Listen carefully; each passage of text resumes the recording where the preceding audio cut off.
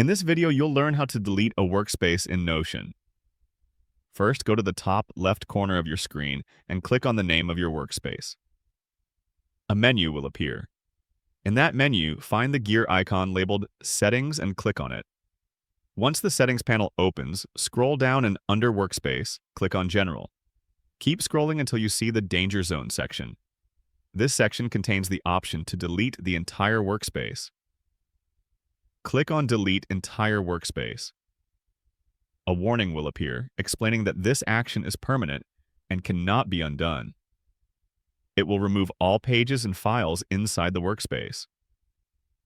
To confirm, type the name of your workspace in the box, then click Permanently Delete Workspace.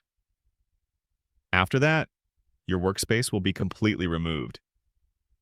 This is the fastest and safest way to delete an entire workspace in Notion. If this tutorial helped you, make sure to subscribe and check out more Notion tips on this channel.